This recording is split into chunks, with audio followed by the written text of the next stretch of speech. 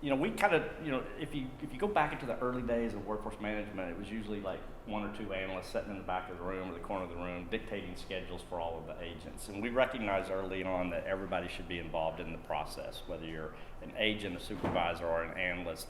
Everybody should be involved in working out their schedules. And so that's hence the name community, because it's built around a community. We're subject matter experts. Most of everybody in our company came from a WFM background. We kind of say we're built by workforce management personnel for workforce management personnel. We recognized early on, in order for us to scale as a privately held company, we needed to have a strong partnership network and integrations, and so we've built out that. So we have about 25 integrations other than Kore, so we support all of the major platforms that, unless they're just a violent competitor of ours. And that's all we do. We're best of breed. We're not a workforce optimization or workforce engagement, so we're not like a Genesis or a Verint where we have call recording, quality monitoring, speech analytics, et cetera, et cetera. We just do workforce management. It's a little bit of our timeline. We've been around since 2005. I won't cover that. You can find that out on the website. But this is what the product looks like. So forecasting, scheduling, intraday management, schedule adherence, time off, supervisor, app, reporting. And so over time, what's happened in the WFM world is it's really evolved beyond just forecasting, scheduling, and adherence. It's really become more of a whole, integrated platform to integrate to other tools, to get data in the system and to get data out of the system. We're kind of going into a model where we're just a big set of APIs because everybody wants different parts of this application. Really where the secret sauce lies is within some of these areas, and I'll cover those in just a second. Yes, sir. Is this a software as a service business model? It is. It's a subscription-based model. Okay. Yeah, it sits in the cloud, typically on AWS, and then it would integrate, in this case, to the cloud, Core's CCAS platform, and pull in we get their call volume data, we get their agent or their customer engagement data, whether it's multi-channel, chat, whatever, and from there we can start to calculate forecasts and then schedule our agents and on and on and on around the wheel. Thank you. Not only are we good at collaboration within our platform, the big thing right now is work-life balance for agents. So agents, no longer, it's a competitive world out there because agents don't have the barrier of going into the office anymore. They can work anywhere they want to work. So it became much more competitive for companies to rethink how you not only treat your agents, but giving them flexibility. So we have a lot of flexibility in the tool, and then as I mentioned, integration. So hardly any opportunity we work with doesn't require some sort of integration to a platform, an HR system, sometimes a CRM system. We get integrations to Tableau, so data sources. So everybody wants the data. So, this was the title of the presentation, how to improve contact center efficiency. This is really where we get into how we do things a little bit differently. Probably going a little bit faster than I normally would just because of the audience, but not that you guys aren't great. It's just, so what we do with our forecasting model is we allow you, all the data's in there. And so what makes an accurate forecast is really being how you can manipulate the data. And we use forecasting profiles, so you don't have to go and think through the forecast every single time. You could say, oh, I want this time last year. I want this. You can do it by date range. You can do it by, I want to do it for every Friday in the last 20 weeks. I want to look at every previous day before a holiday. All of these different data sets you could set out there. You can bring in third-party data. So there's just a number of ways that you can calculate what your forecast is going to be. And then I'll cover shrinkage, but shrinkage is a big thing in our industry. It came from the retail space, stolen, lost, damaged goods. It became a concept called shrinkage. Same concept here, only it's when agents aren't on the floor. So then we have our data. We have everything to build the schedules. Everything, there's two sides of the scheduling. You've got the schedulers and they like to build schedules in multiple different ways, whether it's a fixed schedule, a floating schedule, rotating schedule. They can go in and do what-if scenarios, so they can start to say, what if the volume does this, how many people will I need? So they've got all the things they need to do to try and optimize that schedule.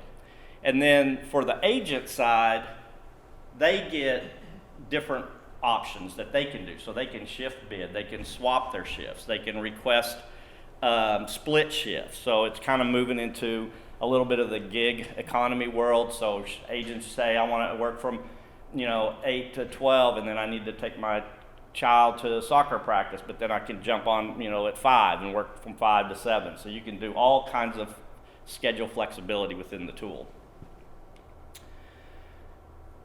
And then, now you've got your forecast, now you've got your schedule, everything's published, everything looks good. Now you want to see, is everybody following, everybody doing what they're supposed to be doing? And so real-time adherence is a really big thing. If you're a workforce management analyst, this is something they stare at. This that refreshes in 15-minute increments. And so what you can see is the schedule is the blue line, and then you can start to see their adherence and wherever they're out of adherence. And so analysts look at this and, because this becomes an element of could be why is this agent always late for their, to come back from break? Why are they always late in the morning? So they could start to see trends within individuals on how well they're performing against their schedule. And as a company, what happens when, they get slammed and they cancel all the training, so there's different scenarios that really drive adherence. I talked about shrinkage. Shrinkage, one thing we do differently is we allow you to forecast shrinkage. So you think about it, if you do your calculation and it comes out and it says, I need 100 agents at this time, but then you've got 30% shrink, then you really need over 100 agents to satisfy a requirement for 100 agents, because you're going to have people that are not participating in queue, so to speak. And there's discretionary and non-discretionary in our world. So discretionary is planned breaks, training time breaks, lunches, things like that. Non-discretionary is with anything other than that, just unplanned activity. And it just helps you. It's kind of the missing piece of the puzzle to understand the efficiency of your business. Okay, this is one feature that's really unique to us. I don't think anybody else has anything like this, David. So this is one of our secret sauce items, is automated schedule adjustment plans. So you think about it, you've got the best laid plans out there, everything's going good, but nobody can forecast perfectly. So something during the day, you're going to need to do some sort of schedule optimization. And say you need to bring in 10 agents for extra overtime from 3 to 5.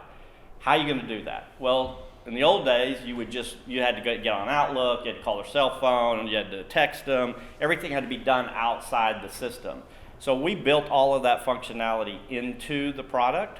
So now you can go into the product, look at who's available, who's not working, who's available, who has the skill sets, and who has the right priority, and you can send them an offer. Say, would you like to work 2 extra hours, blah, blah, blah.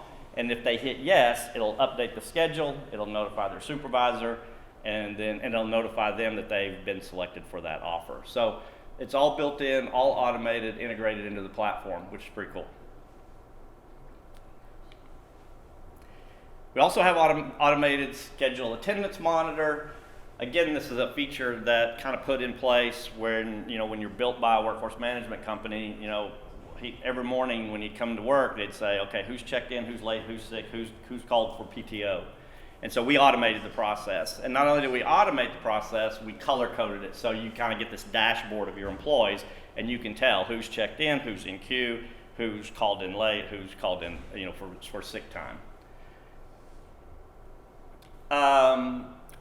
Again, back to the agent flexibility, giving agents things that they can do on their own.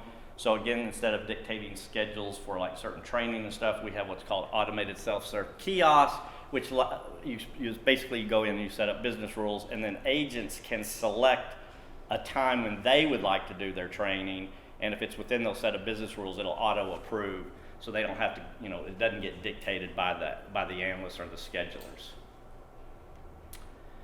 And then, as I mentioned earlier, everything we do now is more comprehensive than, forecasting, scheduling, and adherence. In one of our previous releases, we added a whole full time off management. It allows you to exchange PTO balances, accruals. It also allows you to restrict certain vacations. So if somebody is brand new and they're still going through training, you don't want to allow them vacation time, you can restrict some of that. And so this is probably, again, one of our biggest requests is being able to get accruals in and out of an HR system so that they're not working in two systems. And we're based out of Dallas, Texas. We have an office in Richardson. We have over 600 customers. We're not set to any verticals. We operate across many different companies, a lot of financial services and credit unions. And so that's kind of our story. So, any questions? Do you integrate with Zendesk or CRMs, TalkDesk, Zendesk? We do with TalkDesk. We're talking to Zendesk right now. We just announced a partnership with TalkDesk, and then we integrate fully with Kore as well. But I think we have about 25 integrations. So most every platform out there, Five9, InContact, all of those we support. Outbound, is that included? We do outbound. It's a little bit trickier because we're not getting call volume data so much, but we have probably 20 customers that do outbound. It's more efficient if it's an inbound, and then some will do. We have a lot of outbound. Yeah, some will do. They're blended, so they have like 80% inbound, 20% outbound, so they like that. We can be as high as Yeah. I mean, we could do outbound. It's just how do can you give us the data to forecast? So, I think you can give us like average handle time. You can give us handle time data, things like that, that we can look at and build schedules off of that. So it's just trying to find some data that makes sense that's an alternative to the inbound to call data. And can you go direct with the agent assist if you're not using like a Genesis Cloud or something, or is it all? When you say which part of Agent Assist? Oh, like the other applications. The new stuff. Yeah, right now the new stuff. Yeah, right now we're integrated to Contact Center. So, like I was saying earlier, our tool doesn't kind of just sits there and stares at you until it has data, and so we need call volume data to build schedules and forecasts. But you're talking about the conversational AI type stuff and Agent Assist. Yeah, no, we're pretty much connected to the contact center, or what they call their contact center AI product. Who are you using today? Zendesk for digital conversations and TalkDesk for calls. Okay. So, but we have more digital than calls. Like we have around 70% of all the interactions are digital for us. Okay. That's the point. If you have it connected with Zendesk, it's easy to understand what the agents are, because in Zendesk we have different products. Can be like tickets, or can be like live conversations. Mm-hmm. And sometimes agents are in 2 or 3 different groups, so it's kind of hard inside Zendesk to get a real sense of workforce management, because you see everything mixed. Yeah. How does that work though if you have an agent that's trying to do a digital conversation and then makes a phone call too? We have separate agents just. But you can't tell it's the same person doing it. No. Right. Okay. Because today we use 2 different tools. Yeah, 2 different tools. Yeah. Okay.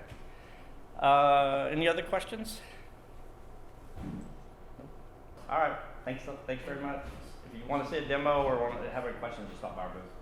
Okay. We're a sponsor.